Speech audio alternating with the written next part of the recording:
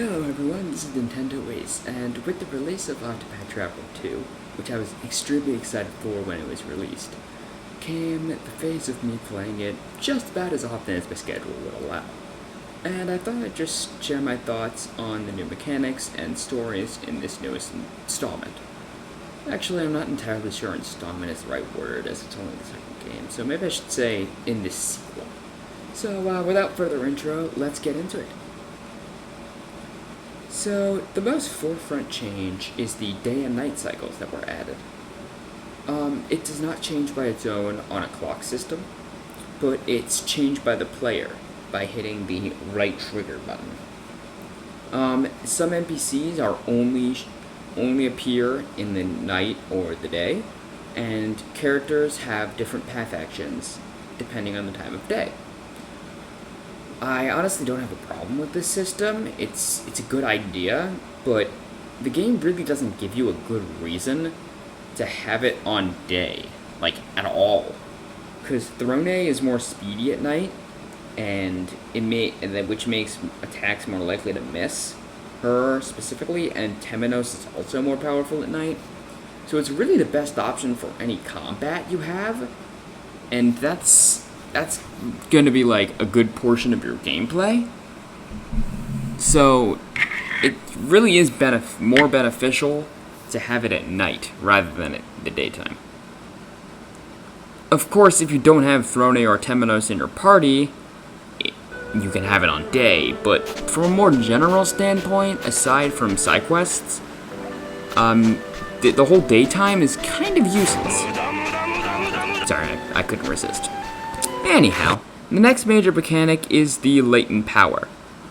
For people who want to get the game, this is a gauge that will fill when an enemy deals damage to an enemy or breaks their shield, and it'll grant some special effect, whether that be instantly filling boost points, attacking twice in one turn, or just access to really powerful attacks. The latent powers are all so on being even in terms of power and usefulness. Sometimes they're really useful in a certain situation, but then just not in another situation, like against certain enemies or in a boss battle per se. But the latent powers do fit the characters nicely, and I do like that. And speaking of, so the stories for the 8 new travelers are just as good as in the first game. Some are heartwarming, others are very dark, and definitely explain the game's T14 rating, but I digress. I really like how the game combines character stories.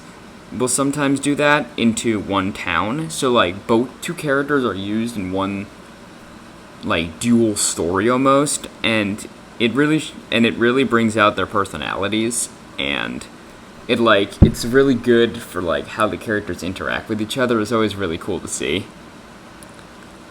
The voice acting is just as good as it is in the first game. It's absolutely amazing. I love it. The game's graphics are amazing as well. All the backgrounds and towns are super pretty to look at. I absolutely adore them. And the music is completely on par with the very high bar that the game set for music. So it's completely on par with that. It's amazing. So I'll just let you take a listen here.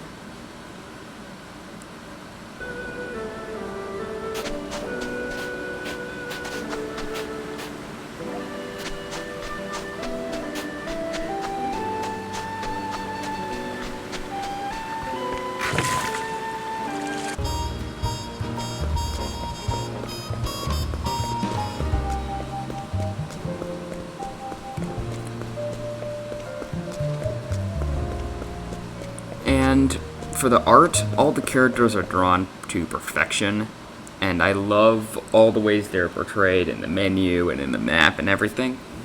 And just a little something I like to add, the mid-fight dialogue between the characters, them encouraging each other, is just so charming. It's such a good detail. I love it.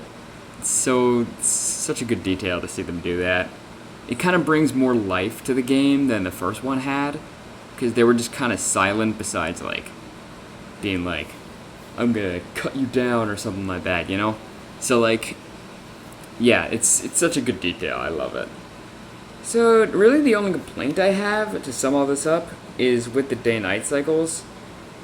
And I don't exactly agree with the idea to debuff all the Chapter 1 bosses, because in this game, you only get to fight it with that character's boss. So if you were fighting the Warrior's boss, Chapter 1 boss, you only got to use that. Even if you got another character before you did that story, you only got to fight him with the Warrior. It kind of takes away from the fun of the first game, because, like, once you were getting, like, your 5th character and you had a 4-party team, it was really fun to just take down the Chapter 1 bosses with like, relative ease, you know, compared to your first boss. It was just so fun to just slice at them, because you could, like, reveal their weaknesses, because a lot of these bosses have, like, 5 weaknesses, but you only got to know, like, 1 or 2 of them. Now you know, like, now you know, like, 4 of them, and you could wail on it with different stuff. And it also moves the game's progression to the later chapters faster, the way they did in the first game, because you could really take down those Chapter 1 bosses pretty quick. So, when this way, the battles go on longer, but in some of them, to make up for that, they did give the characters, like, some side characters to help with the fight, and that did help, but I just kind of missed just wailing on the bosses with 4 characters, and, like, full boosting and just annihilating them. I kind of just missed that. So, once all is said and done, I do really like the game, and I'm definitely enjoying playing it. And I would recommend it to people who haven't played the first game, because they're not connected at all. The games aren't connected. Like, the story, the characters from the first game don't show up in the second game at all, and the stories aren't connected.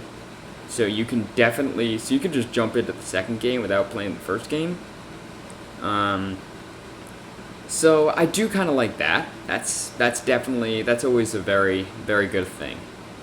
So that's really all I have to say for the game. So until next video, this is Nintendo Ace signing off. And if you liked the video, please give it a like and consider subscribing to the channel, as it would help me out a whole bunch and get these videos out to more people. And just stay tuned for the next video. Goodbye.